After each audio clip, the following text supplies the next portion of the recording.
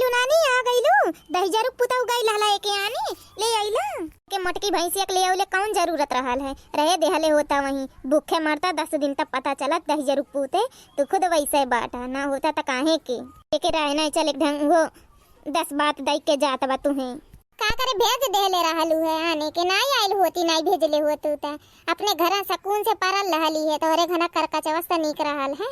इतना मिली रही के और खाना नहीं नसीब होए वाला बा। देखी ला कुल सज धज ले हैं बैठी हैं सज धज ले हैं 4 घरे घर दुआरिया दे आई हैं लेकिन खाना नहीं बनाई हैं। अब बोला जाली निकुल घर दुआरिया देवेलिन चुगली बतियावेलिन चाटे के पा जाली निकुल अपने खा लेलिन हमन के बारे में नहीं सोचेलिन। यही देखी ला ढेर सुनावा ना जनलू की नहीं बोलत है तो एकर मतलब ही नहीं बात तू कुछ कही के नहीं करी जाबू। ई हरदम लड़ते रहेली माई से। चल मटकी चलते घर में चल तेल खाना बनाओ दुई कवर भूख लगल बा। काहे घरम सब मरी गई लाल का दुई कवर खाना बना के नहीं देवे लायक रहल है। आ गईली आटू जा बनावा खियावा के बनावे खियावे केहू के ठीका नहीं ले हले बा नौकर नहीं है हम केहू के तो जेन जाइल करा नहीं हरे ते अपने मर्दे के लिया के जाइल करे यहां के उक सेनहु टुकली निहारे खरती ना छोड़ के जाइल करे। हां हे हिप्पिया या जुल फैया रे कैसे त कही दिहली तोर सेन टिकली निहारत रहने तोरे खुदे ना लाज शरम बा।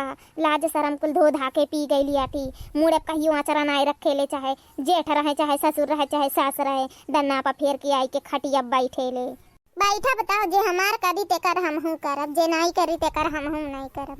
मने ना रहले पे केहू दूठू रोटी बना के नहीं दे पावाला के दे तू कहां रहलू है और दखी नहिया कहां रहल है तोरे लोग ना बना के देवे लायक है कि नहियो नहीं करी गइल कच्चा हिनवा से दूर चली गइल जैसे तू गइल रहलू है नहीं हरे अपने वो चली गइल वो के बना के खियाई का सबके नौकर हवे रहू लोगन जाइल करा ना अपने अपने गेदहरन के लइके जाइल करा। हां इतना बता देत हई हमहू केहू के नौकर नहीं रहीला जब हम सबके बना के खियाईला सबके लइकन के। हां घरे पहुंचली कि कच्चा हिन शुरू ना पानी ना दाना जौने घरे पड़ी गइल बाटी।